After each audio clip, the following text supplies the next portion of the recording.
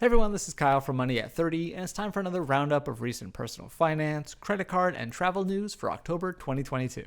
Per usual, over the past few weeks, there's been plenty of news that could affect your wallet. So I've compiled some of these top stories from the past month to share, including some new credit card options, potentially free Wi-Fi in the sky, and more. First up, the three major US credit bureaus have once again extended their free weekly credit report offer.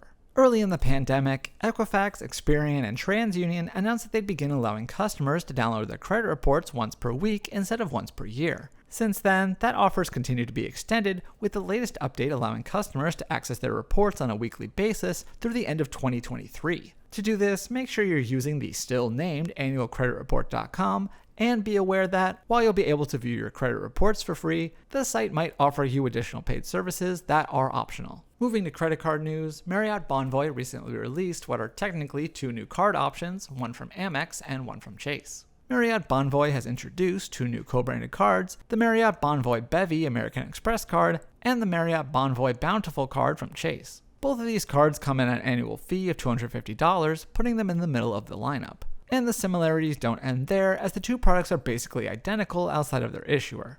In terms of rewards, the Bevy and Bountiful cards earn 6 Marriott Bonvoy points per dollar spent on purchases at participating Marriott Bonvoy properties, 4x points on purchases at restaurants worldwide, as well as at US supermarkets, up to $15,000 in combined restaurant and supermarket spending per year, and 2x points on all other purchases. Additionally, cardholders can earn complimentary gold status, have the opportunity to unlock a free night award worth up to 50,000 points once they make $15,000 in purchases in a year, and more. The general consensus seems to be that these two new options aren't very competitive and don't really justify their annual fee. Nevertheless, they may be worth keeping an eye on for no other reason than to see if the bad buzz leads to changes. While details are scant at the moment, it was just announced that Chase and DoorDash would soon be releasing a co-branded card. Speaking of new credit cards, a rewards card from the popular delivery service DoorDash is in the works, with Chase serving as issuer. According to a press release from the two companies, the upcoming card will allow customers to, quote, unlock benefits and earn rewards on purchases both on and off the DoorDash platform.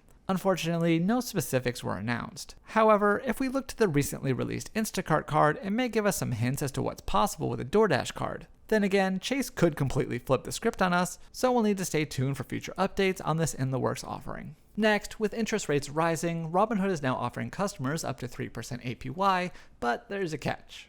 Remember back in the day when Robinhood announced they would offer users 3% APY on funds before completely canceling that plan when it came out that it wasn't quite approved by regulators? Well, at long last, that 3% APY is a reality, sort of. Now, Robinhood customers can indeed earn up to 3% APY on their uninvested cash. However, to earn that rate, they'll first need to opt into the Cash Sweeps program and be a Robinhood Gold member. For those unfamiliar, Gold comes at a cost of $5 per month. Cash Sweeps users without Gold can now earn 1.5% APY on uninvested funds. Seeing as interest rates have been rising among online banks, that 3% APY isn't nearly as exciting as it once was. So unless you're already a Robinhood Gold customer, this trade-off probably isn't worth it. In travel news, T-Mobile customers can now enjoy complimentary Wi-Fi on select United Airlines flights. T-Mobile's Coverage Beyond initiative has expanded and now includes a number of United flights. In turn, those with Magenta Max, Business Unlimited Ultimate, or equivalent Sprint plans can now enjoy a complimentary connection for their entire flight where available, while those with Magenta, Business Unlimited Advanced, or the equivalent Sprint plans can enjoy 1 hour of free connection on all of their applicable flights,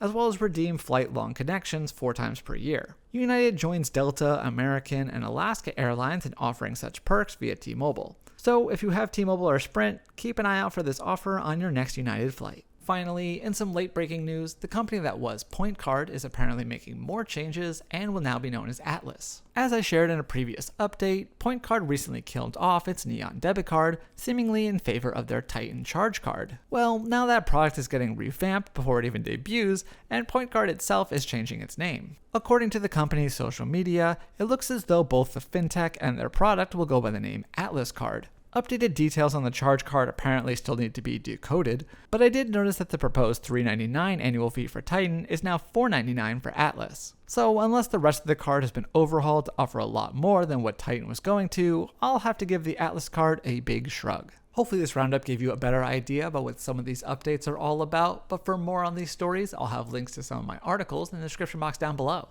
Also, if you like this video, please hit the thumbs up button, leave a comment, and be sure to subscribe because we have new videos every week and roundups like this one on the first Thursday of every month. So thanks again for watching, and I will see you next time here on Money at 30.